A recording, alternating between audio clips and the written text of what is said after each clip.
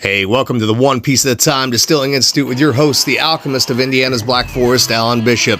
Hey, this channel is all about home distilling and legal distilling. If you've got questions, reach out to us in the comments below, social media, or via bishopshomegrown@gmail.com. And don't forget to check out thealchemistcabinet.com.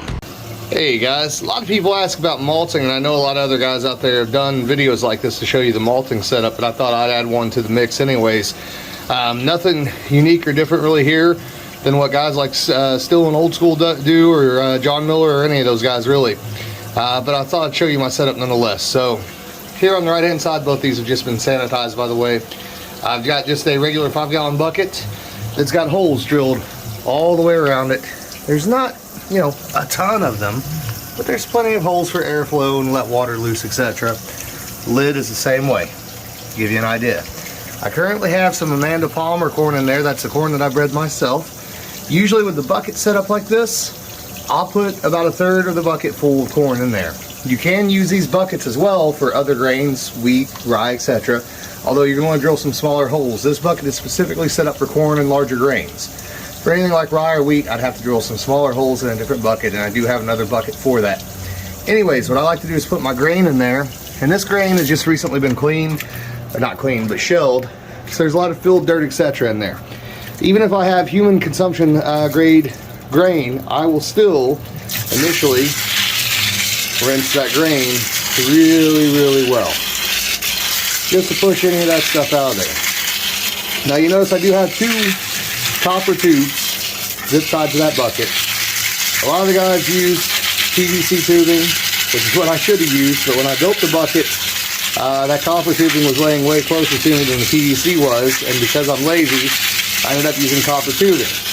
What that tubing is for is, as this corn goes through the steeping process and then the germination process, you're actually going to roll this bucket around, and those pipes are going to help break up any clumps, add to the airflow, etc., and keep mold issues down, right? You don't want mold in your corn for sure. So we're going to rinse this corn off really well initially, and I think that ought to get us pretty close to start with, because we are going to change the water out at least once during this process.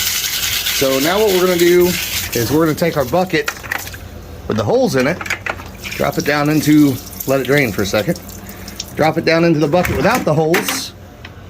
Sorry for the shoddy camera work, guys. Then we're going to top the whole thing off with water, where we have about 1 inch of water over the top of those corn kernels.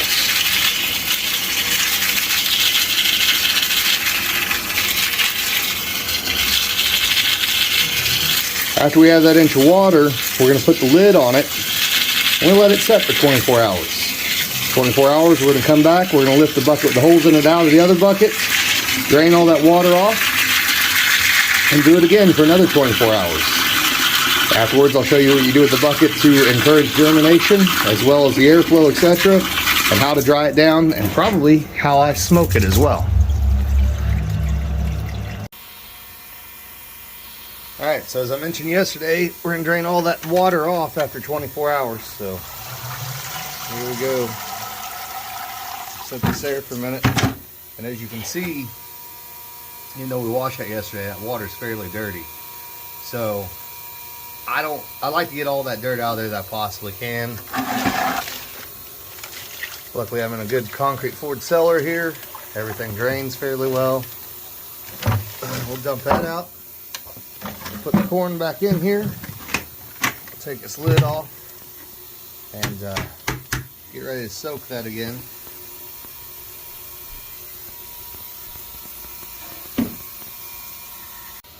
Alright, we just finished our second rinse and drain, and I'm going to try to do this with one hand. I don't know if I can or not, but what I like to initially do first couple days, instead of just rolling around in the bucket, kind of pain in the ass with one hand. Give me just a second, guys. There we go. I like to pour from one bucket back to the other and break up any clumps. Sorry for the shoddy camera work. Shitty enough at that one-handed that I actually accidentally exited the app for the camera. So, of course, you can see there's a corn cob there. We're going to throw that out. Also, once I dry this down, I am going to winnow it with a fan to knock any extra dirt out of there. But as you can probably see, that corn has swollen quite a bit. It's got more than enough water in it to do what it needs to do. Now, it is winter time. I am in a cellar that is suboptimal temperature for corn germination, but it usually does pretty good regardless here.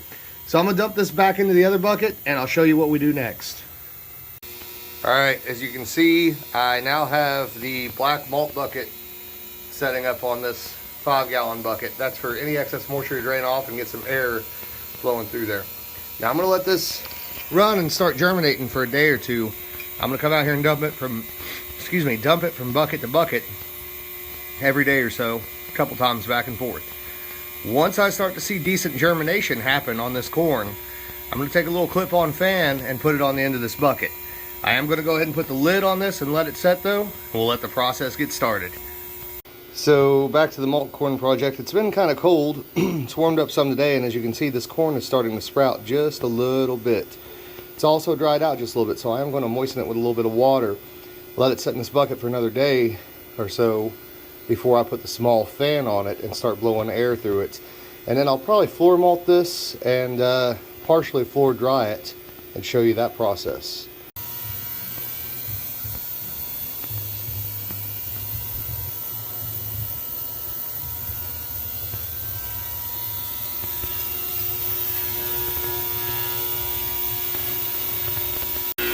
Alright, next step in my malting process. I'm happy with where the corn is at. I've now poured it out on the concrete floor and I'm using the fan to dry it down to some greater or lesser degree. I don't put heat on it. It is pretty cool in this cellar. It stays fairly damp in the cellar.